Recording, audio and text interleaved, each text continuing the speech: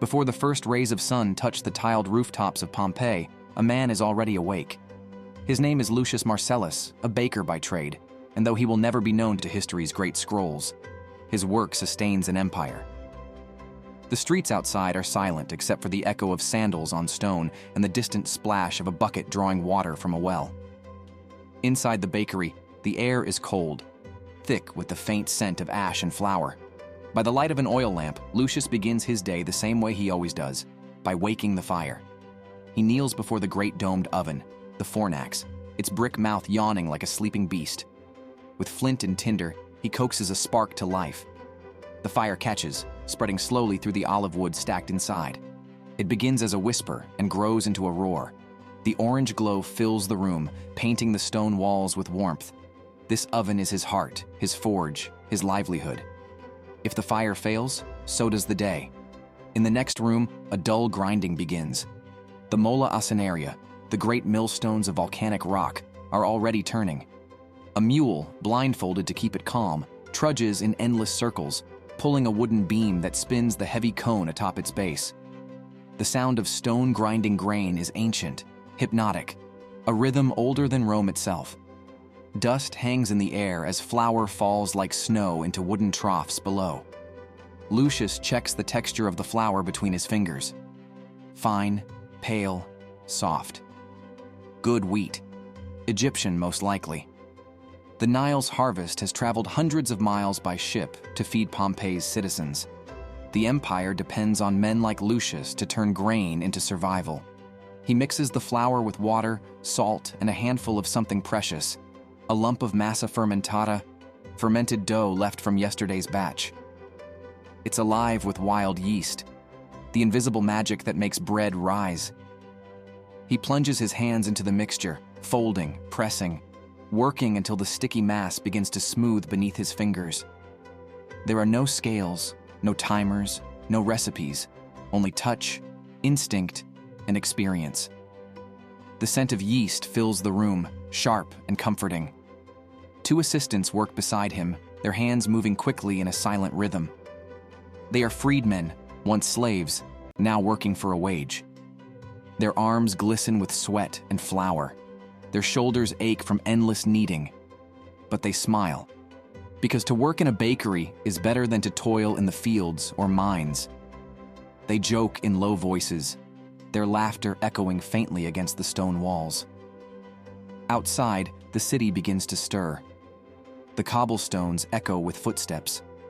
The sun peeks over Vesuvius, and a chorus of roosters call from distant courtyards. The scent of baking bread will soon mix with the smell of olive oil, wine, and smoke.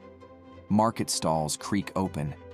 Vendors arrange baskets of figs, olives, and fish. Children chase each other around the fountains, their laughter ringing through the narrow streets. But inside the bakery, the focus never wavers. The dough must be shaped before it rises too far. Lucius tears pieces by hand, weighing them by feel alone, then shapes each into round discs. With a wooden tool, he presses a dividing line into the top, 8 segments, like petals of a flower.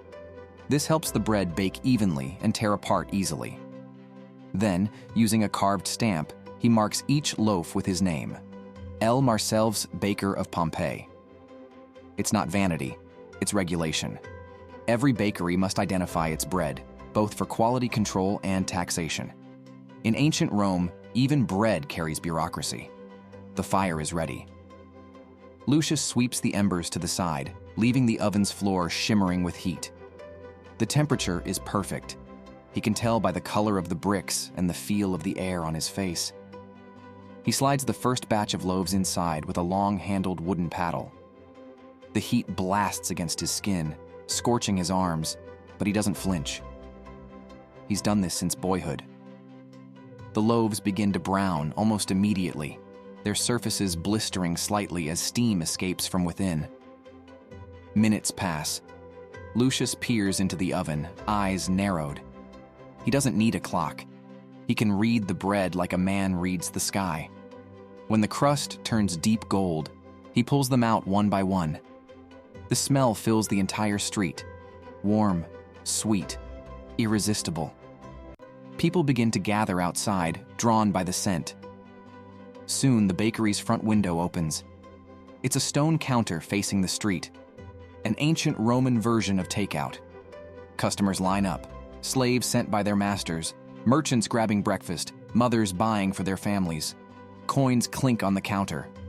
A copper as for a small loaf, 2 for the better kind.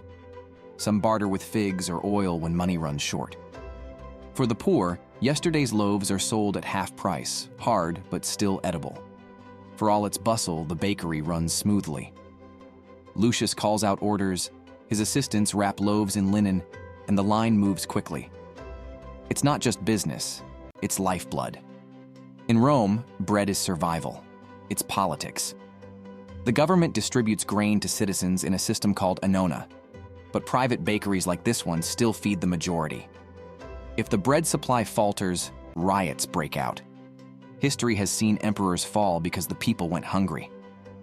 By midday, the heat inside is unbearable. Sweat runs down Lucius's back. The oven roars, the air is thick with flour, and yet he barely slows.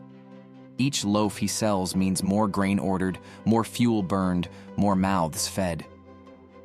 When the last of the morning crowd clears, he finally takes a break. He sits outside in the shade, wiping his brow with his tunic. Lunch is simple: a hunk of his own bread, a piece of cheese, some olives, and watered wine. Around him, Pompeii hums with life. Merchants argue over prices. A blacksmith hammers in the distance, and somewhere nearby, a musician plays a reed flute. The smell of roasting meat drifts from a tavern down the street. For a moment, Lucius just watches. Children run past, laughing. A cart creaks under the weight of amphorae filled with olive oil. The baker's fingers are sore, his arms ache, but there's quiet satisfaction in knowing that half the city has eaten because of his labor. The afternoon brings slower hours. Time to grind more flour, prepare the next batch of dough, and stoke the fire for the evening bake. He checks his storeroom, where sacks of grain sit stacked like soldiers. The grain came from far away, shipped from Egypt, traded in Ostia, and carried overland to Pompeii. The empire is a living machine, and every loaf in his oven is a small miracle of logistics and labor. Bread in Rome is more than food, it is power.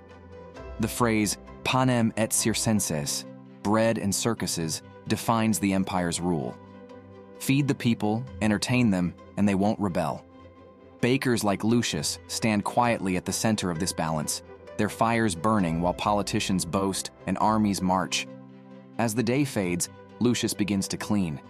He sweeps the flour from the tables, scrapes dough from the trough, and leaves a small lump aside, tomorrow's starter. The fire slowly dies, leaving a warm glow inside the oven. The room smells of wood, ash, and yeast. Outside, the streets grow quieter as citizens head home. Lamps flicker in doorways. Somewhere, a neighbor sings. That night, there's a feast in town, a merchant celebrating his return from Rome. Lucius is invited. He dresses simply but neatly and brings a basket of his finest loaves. The courtyard is filled with laughter, music, and the clink of wine cups. Platters of roasted pork, lentils, grapes, and honey cakes fill the tables. Lucius's bread is torn and shared, dipped in oil and passed between guests. For a few hours, he forgets the heat, the flour, the endless kneading. He laughs with his friends, drinks deeply, and feels proud. Life, here and now, feels full. But above them, the mountain looms, silent, massive, indifferent. Mount Vesuvius. It has stood over Pompeii for generations, its slopes fertile and green. No one suspects that it will soon bury the city in fire and ash. Months later, when the eruption comes, it happens too fast. The sky turns black, ash falls like snow, and the air itself burns. Lucius's bakery, like every building in Pompeii, is sealed beneath the volcanic blanket. The loaves still in the oven are frozen in time, carbonized but intact, stamped with his name, a signature that will outlive him by 2,000 years. Centuries pass. The empire collapses, the world changes, But beneath the ash, Lucius waits. When archaeologists finally uncover his bakery, they find everything as he left it: the mills, the oven, even the bread. It's a time capsule of labor and life, perfectly preserved.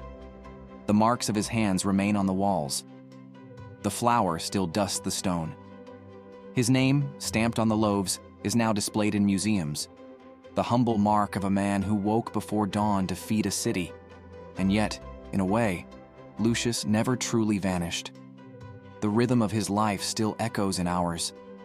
The baker's early morning, the kneading of dough, the smell of fresh bread. These things have never changed. Walk through Rome today and you'll still find bakeries glowing before sunrise, ovens roaring, people lining up for bread. Different tools, different names, but the same story. Lucius's life reminds us that history isn't only about emperors, wars, and monuments. It's about the hands that built, baked, and fed civilizations. About ordinary people whose quiet labor shaped the world we live in. So the next time you tear open a loaf of bread, soft inside, golden on the crust, remember the man from Pompeii who once did the same 2,000 years ago, long before his city turned to ash. He didn't know he was making history, he was just making breakfast.